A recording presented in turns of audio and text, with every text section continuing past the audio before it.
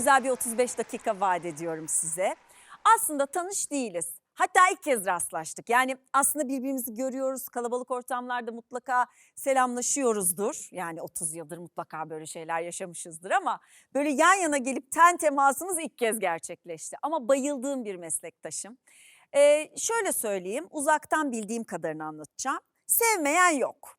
Adı geçtiğinde herkesin yüzü gülüyor. Birlikte çalışan herkes bayılıyor. Bu bizim sektörümüz için çok zor bir şey. Çok naif, çok güzel, çok yetenekli ve bir şans eseri aslında sektöre dahil oluyor ama iyi ki dahil olmuş diyorsunuz ve işini iyi yapan insanlara bir kez daha teşekkür ediyorsunuz. Çünkü birinin gözünün içine bakıp evet sen benim bu filminde yazdığım karakteri oynamalısın diyebilmek çok büyük bir şey. Bir cümlenin peşinden gideceğiz. Çok da sevdiğim bir cümle, çok da sevdiğim bir isimden bir cümle. Sevgili Ara Güler diyor ki rastgele çekildiğimiz fotoğraflar daha güzel çıkıyor. Tıpkı tesadüfen tanıştığımız insanlar gibi. Kesinlikle benim konuğum için çok çok doğru. Çünkü evet yani böyle sessiz ve derinden hani sadece performansıyla ama her performansında çok güzel çıkan tatlı bir tesadüf oluyor hayatımızda. Sevgili Boncuk Yılmaz. Senin ismin hangi ortamda geçse herkes böyle Boncuk. Bir de diyorum ki o zaman hay diyorum annesi babası bilerek mi koydu bu ismi? Hani Boncuk dediğinde de böyle tatlı bir şeydir ya o. Çok. Dizersin kolye olur, dizersin bir şey olur. Boncuk boncuk göz deriz. Ben bayağı tekne kazıntısıyım Ceyda. Bayağı Yok artık. torun yaşında doğmuşum. O yüzden aslında sevdikleri gibi koymuşlar. Bir de çok gözlerim çok büyükmüş falan ve gerçekten çok yani dede olacakları işte anneanne olacakları yaşta ben Şaka yapıyorsun. Kaç olmuşum. yaş? Yok bayağı yani babam 33 doğumluydu rahmetli öyle diyeyim Ne sana. diyorsun? Tabii. Ben Allah bayağı rahmet eylesin. torun yaşında Bir dakika, doğduğum annen için kaç o yaşında yüzden anne oldu? Annemle babamın biraz yaş farkı Ha, var. ondan.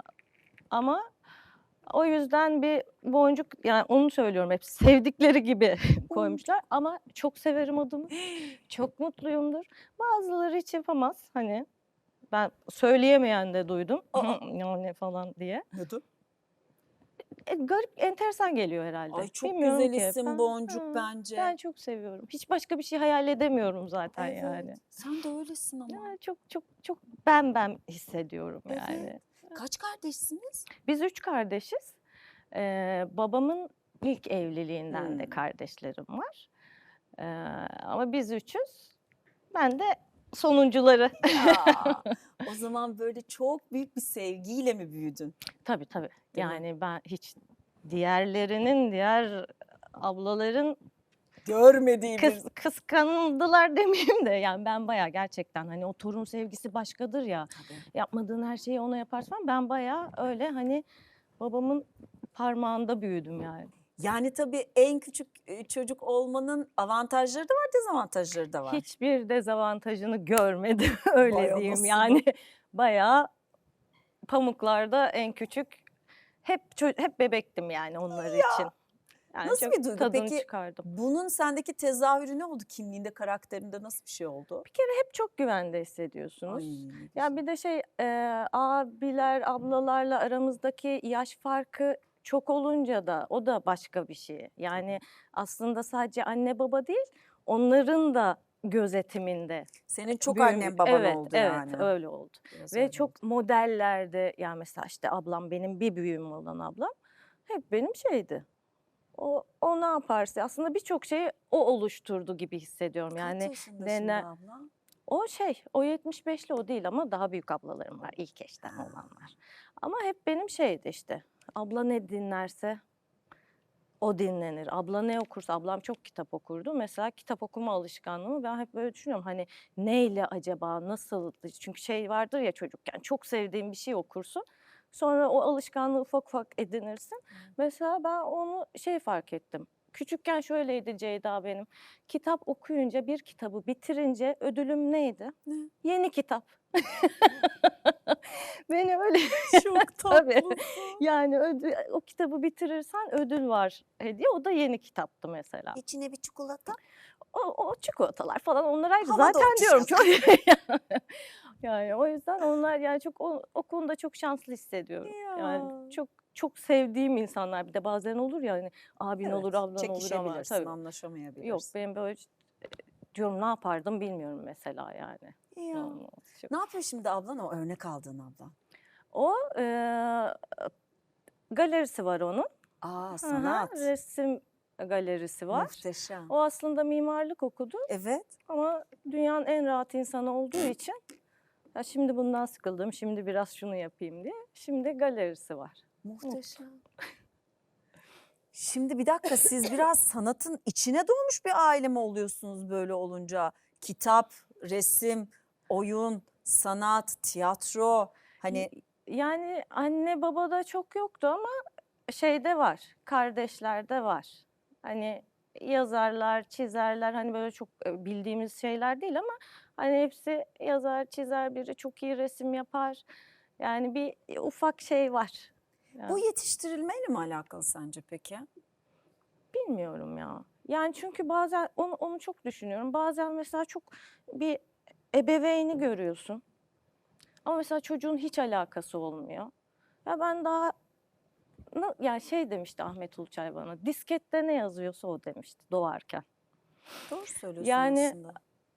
o varsa şimdi şeyi de görüyorsundur Ceyda sen de. Mesela şimdi bu son sezon Zeytin Ağacı'nda bir çocuk oyuncu demek bile ayıp yani bence ona. Yani o tam karşılığı dedim. Evet diskette onunla doğmuş. Sen gözyaşı devamlılığı tutamazsın. Sağ sol Kaç yaşın yaşında? akacağı yer yani. 11 yaşında. Ne Ben diyorsun? böyle bir şey görmedim mesela. Hani o yüzden hep şey diyorum. Ben yeteneğe de çok inanırım. Doğru söylüyorsun. Yani yeteneğe hayranımdır. Yani galiba en hayranı olduğum şey insanlarda ilk önce yetenek oluyor. Ya bence öyle bir şey. Hani şey teşvik evet, Kesinlikle. destek evet. Ama varsa var, yoksa yokçulardanım. Doğru söylüyorsun. Yani. Yani ekstrem bir konu başlığı. Hı hı. Herkesin sevip ikna olacağı bir konu başlığı değil. Ama sonuçta bilen için çok Hı hani hı. hayatı değiştiren, dönüştüren bir konu Hı başlığı hı. aslında. Ama o kadar güzel ele aldınız ki Ama çok ben keyifli bir mesela hal şey aldı. söylüyorum işte bu aile dizilimi, atalar falan bu Zeytin Ağacı'nda işlediğimiz konular işte insanlar daha önce böyle bir şeyden haberleri olmadığı için çok ilgilerini çekti gibi şeyler okuyordum, duyuyordum. Ben hep aynı şeyi söylüyorum. Bence orada sevdikleri şey onların hiçbiri değildi. Bu benim kendi kişisel fikrim Aslında yani. ben de dur bakayım, benim Bence dediğimi orada söyleyeceksin. sevilen şey artık hepimizin hasret kaldığı o güçlü arkadaşlık bağı. Ha, sen arkadaşlık bağını Ben söylüyordun. arkadaşlık bağı olduğunu düşünüyorum. Çünkü ya gerçekten herkes artık buna yani çok giderek yalnızlaşıyoruz ya. Evet. Ve oradaki arkadaşlık o kadar güçlü ki. Evet. Yani o arkadaşlık hissinin, dostluk hissinin bu işin sihri olduğunu düşünüyorum ben. Evet, aslında galiba benim de, ben şöyle diyecektim, en büyük şifanın dostluk Hı olduğu. hı. Yani herkesin bütün yaralarını Hı hı. dostlukla da sarabilme ihtimali olduğunu hatırlatan bir şey. Ama dediğine geliyor Evet, dönüp aynı dolaşıp. şeyi Haklısın. söylüyorum aslında. Evet, Evet. Yani o dostluk yani şey gibi herkes bunu bu özende çok doğru bir kelime olmayacak ama yani herkes hatırladı. istedi. Evet, Evet. herkes istedi aslında. Ve şey de bizim ekibimiz de öyle. Siz bayağı zaten dost Biz oldunuz evet orada. ve ben bunun da çok hissedilir olduğunu düşünüyorum. Evet. Ben bunu mesela Çukur'da da söylüyordum. Sizin Yani evet, Çukur da çok iyiydi. onun da çok hissedilir olduğunu Evet. düşünüyorum yani. Hep nokta atışı. Yani bir işe nasıl başlarsan öyle devam ederin örneği misin diyeceğim. Ahmet Uluçay ne kadar kıymetli. Ne desin? Hayatımın şansı, Evet, tanışmış olmak yani evet, işten geçeyim yani hiç işi şey yapmayayım ama evet. birebir de tanıştığım ve vakit geçirdiğim için İyi ki geçirmişsin. ama şöyle bir şey var hep diyorum ki keşke bugünkü aklımla, bugünkü yaşımla tekrar yani yani keşke diyorum ama işte Diyor musun hakikaten? diyorum yani çünkü çok küçüktüm Ceyda yani hiç Ama yani çok iyiydi. ilk setimde hiçbir şey bilmem ve hani şeyin tadını çıkaramadım. Böyle bir yönetmenle. Çünkü kendi heyecanımın peşindeydim o zaman. Haklı Ona değil misin? haklıyım bu benim şu an şeyim. Keşke şimdi de hani olsa da hani Ne oldu tam? Ahmet Uluçay'la nasıl tanıştınız? Bir kez daha anlatır mısın? An- Biliyorum çok anlattın ama çok kıymetli ya böyle evet, her çok. yerde de onu anmak, ona teşekkür yollamak iyi gelir bize diye düşünüyorum. Eskişehir'de okudum ben. Eskişehir'den Ankara'ya, yok Ankara'dan Eskişehir'e trenle giderken bir tatil sonrası yemekli vagonda biri geldi yanıma. Bir arkadaşımla oturuyorduk. Bana dedi ki sen Nihal'sin dedi. İlk cümlesi buydu. Hiç merhaba falan yoktu. Ve biz de bir hafif tırstık tabii. Tabii ki sen deli misin? Evet, pardon falan yani hani siz kimsiniz? O birine benzetti ve karıştırdı diye düşündüm. Nihal değilim. Nihal değilim ya. Sonra dedi ki çok özür dilerim.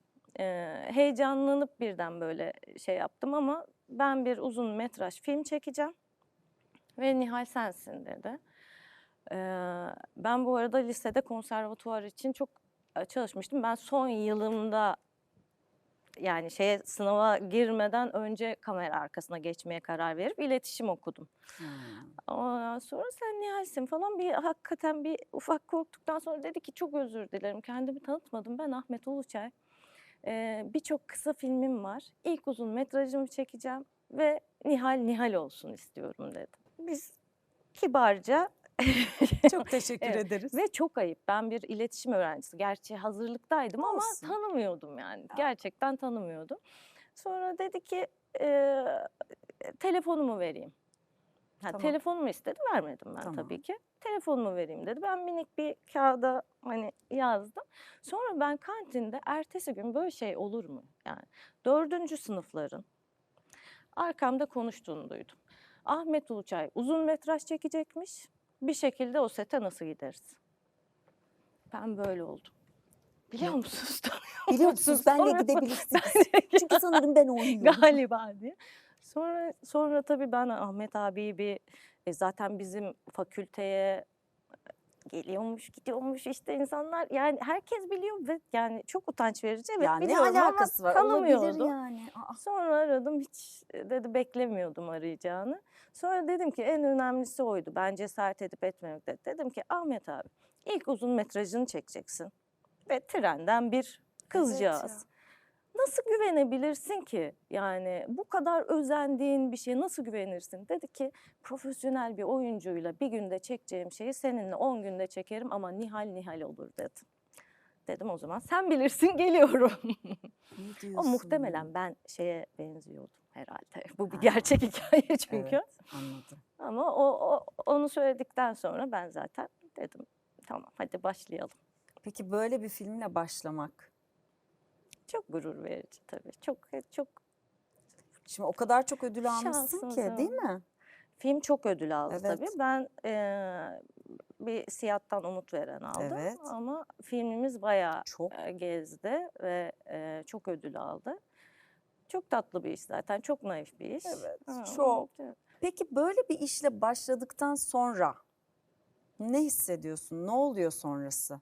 Mutlu oluyor musun sonraki filmlerde ya da ah ah mı diyorsun? Ne oluyor? Ya o başka bir şeydi tabii. Yani Evet. orada hem Bu arada işi- tabii filmin adını sürekli söylemiyoruz. Karpuz Kabuğundan kabuğundan gemiler gemiler. yapmak dediğimizde hepiniz izlemediyseniz bile sevgiyle tavsiye edelim Karpuz kabuğundan gemiler yapmak filmini sizlere. Maalesef Ahmet Uluçay artık Artık, yok.